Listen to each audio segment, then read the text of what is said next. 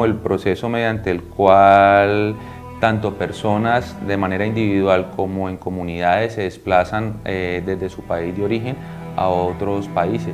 Así que la migración básicamente resulta ser una actividad natural al hombre, que se puede dar por diversas motivaciones diferenciales entre ellos. De alguna manera, como él se adecúa, ¿sí?, al ambiente, a la naturaleza, para poder seguir su proyecto biológico de vida y ya más adelante todo el proceso social de su construcción de ciudades, imperios, poderes. El ser humano era nómada, es decir, se trasladaba de un lugar a otro. Tengan en cuenta ustedes la dificultad de alimento, es decir, pareciera que eso de alguna manera está en nuestros genes.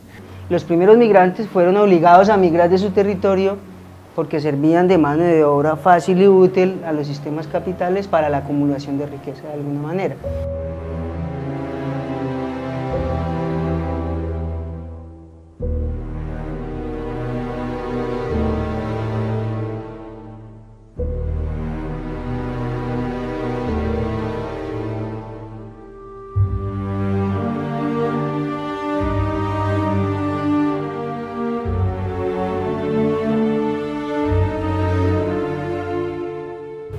El inmigrante es aquel que no pertenece a mi territorio. Ya cuando se crea el Estado-Nación y crea unas fronteras para delimitar sobre todo su economía nacional. El primer fenómeno que anormaliza la migración, porque la deja de hacer voluntaria o la deja de hacer con natural, es la guerra, es el conflicto.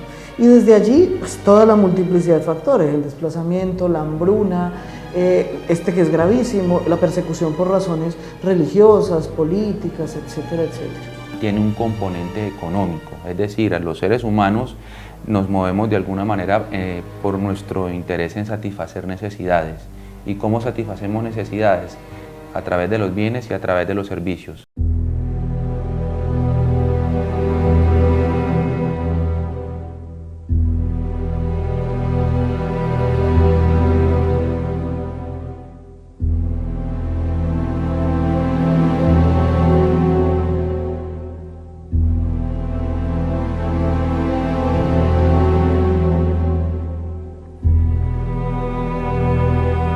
De alguna forma, los países que hoy en día tienen más problemas con la inmigración son los países que en algún momento fueron los que saquearon estos países que hoy migran a sus territorios.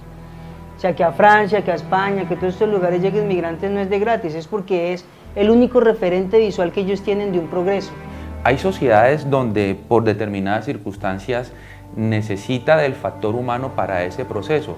Piense usted, por ejemplo, en Europa, con las bajas tasas de natalidad, se hace necesario que en determinadas circunstancias la apertura a la migración tenga ese tipo de efectos. Yo quedo en una esquina del globo terráqueo porque el cuento de la redondez es cierta materialmente, pero metafóricamente no.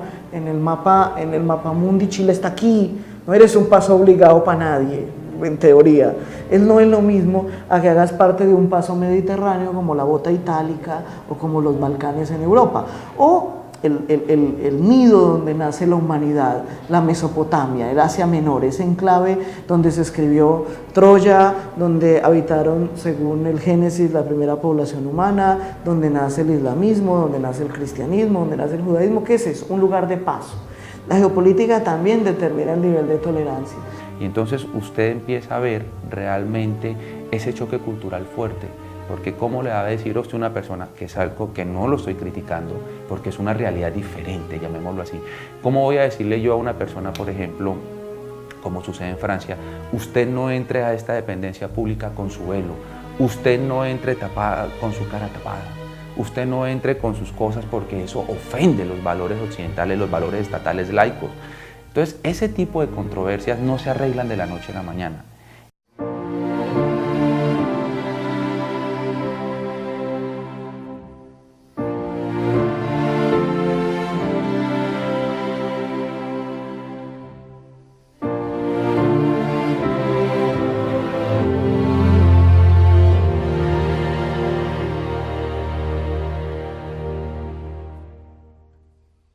Lo primero que yo tengo que señalar es que los derechos no vienen atados a un territorio, es decir, que en Occidente, que son la mayoría de países que reciben migración, con excepciones quizá como Dubái, China, en menor medida India, no más. Quien recibe migración en realidad es Occidente en cantidades importantes. Y desde la promulgación de la Carta de los Derechos del Hombre y del Ciudadano a finales del 18 y luego con la Carta de los Derechos Humanos a mediados del siglo pasado, queda claro que los derechos son más o menos connaturales e independientes de donde esté, lo básico.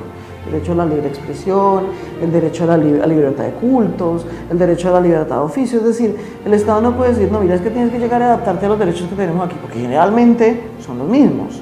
Lo que cambian son las acciones, eso es lo primero a señalar. Lo segundo es que estamos frente al primer fenómeno migratorio, y esto me parece grave, no solo el de Venezuela, el del mundo entero, donde la sociedad no le está brindando garantías a los ciudadanos inmigrantes. Y la pregunta es si se los tiene que brindar. Mira, habría que hacer la discusión, no sé si se los tiene que brindar. Lo que sí sé es que antes se los brindaba. Nos comparan ya con Turquía por los índices grandes de migrantes venezolanos. Entonces, miremoslo en un tema práctico. Usted va a Bogotá y usted escucha en Bogotá que el inmigrante, pues con ese problema económico que tiene, porque él no viene porque quiere, él viene porque le toca. Entonces, ¿él qué va a hacer si es profesional, si no es profesional? Él va a trabajar en la ilegalidad. Y al trabajar en la ilegalidad en una sociedad colombiana donde no tenemos unos índices saludables de empleo, ¿qué pasa? Pues eso va desplazando a nuestros propios compatriotas, y eso es lo que ha generado la tensión. La inmigración venezolana en Neiva es un fenómeno en ascenso. Puede estar de acuerdo, en desacuerdo, la culpa es de Chávez, la culpa es de Maduro, la culpa es del imperio. Eso es otra cosa. Las consecuencias van a ser estas, no. En este momento lo que hay que determinar es que hay una situación anormal. No digo un fenómeno, un problema, porque capaz no es un problema. La migración para Argentina no fue un problema. La migración para Estados Unidos en el siglo XVIII, finales del XIX, principios del XX, no fue un problema. La migración para Holanda nunca fue un problema. La migración para Italia, en el sur de Italia, nunca fue un problema. Entonces, lo que sí es un fenómeno anormal. Hay un montón de gente que tú antes no veías. Uno ya se acostumbra a escuchar el dejo venezolano en ciertos comercios de la ciudad o en ciertos mercados de la ciudad. En Bogotá está pasando mucho con el transporte público no organizado, Uber, por ejemplo. Entonces, ves que hay un fenómeno emergente y lo que sí tienes que hacer es reaccionar. Y ojo, está reaccionando el Estado. El tema de Sudamérica es un tema netamente económico y es grave porque usted encuentra venezolanos profesionales de toda índole. Es que es un tema ya bastante delicado, ¿sí? Sin juzgar y siendo bastante objetivos, sin juzgar la situación política que tiene nuestro vecino país.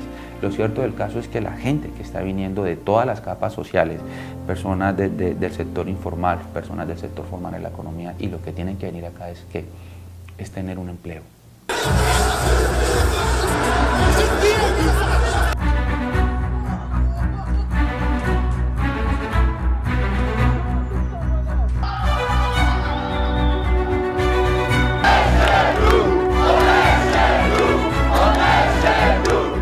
En la medida en que la sociedad le dice al migrante, oye, mira, sí, espera que creo que te están agrediendo y esto no lo voy a tolerar. En la medida en que la sociedad organizada, no el Estado, las iglesias, los hogares de beneficencias, las ONGs, logran generar condiciones mínimas, que además es su obligación, repito, habría que debatirlo, quizá no, pero durante años lo hicieron. Generó un albergue, generó un lugar de paso, generó unas condiciones y le dice a la persona, mira, por lo menos mientras tanto, y ya después te las arreglas. Lamentablemente estamos en un modelo liberal, no siento que esté de acuerdo, no, así es, te las arreglas solo. Pero mientras te las arreglas voy a tratar de darte unas condiciones para que no hagas, ese no es el objeto, ¿no? Pero también lo detiene, para que no vayas haciendo destrozos por la ciudad y reclamando que el Estado y la sociedad te pongan una atención. Pero eso pasa por cambiar las condiciones económicas de las sociedades. Es decir, en este mundo competido donde el capitalismo promueve la competencia, va a ser muy difícil que esas prácticas, comportamientos xenofóbicos se eliminen, ¿no? Yo al contrario pensaría que la xenofobia va a ser una práctica que se va a promover y desarrollar mucho más. Ya en Colombia lo estamos viendo, es decir, ya empiezan a surgir los sentimientos xenofóbicos de los colombianos contra los venezolanos. Porque lo que tenemos son dos grupos minoritarios de diferentes tendencias, uno diciendo este no es tu lugar, vete, y este diciendo no, es que el mundo es de todos y a mí me toca. Y yo creo que el punto pasa por la mitad, porque indudablemente el reclamo que hacen una ocasión escuchaba a un dirigente polaco en persona en un café diciendo esto en Varsovia, y yo, ¿por qué tengo que callarme las campanas de la iglesia? Llevo años, nadie me ha puesto problema, y entonces porque se acomodaron gente que no es católica, yo las tengo que silenciar. Ahí es donde está ese debate desde la época de Justiniano, de definir qué es justicia, dar a cada uno lo que se merece, y que la sociedad determine, porque el Estado no lo hace bien, que la sociedad determine qué es lo que merece cada uno. Cuando los colombianos eran los que migraban hacia Venezuela, hace 30 años, ¿cierto? Allá llegaron 5 millones de venezolanos, perdón, de colombianos, y llegaron por los empleos de los venezolanos, a trabajar, etcétera, a estudiar, y seguramente que también hubo reacciones xenofóbicas del venezolano. Así que yo pienso que en un mundo competido como este, competido por el empleo, por la comida, por el territorio, cada vez más competido, los comportamientos y prácticas xenofóbicas se van a multiplicar.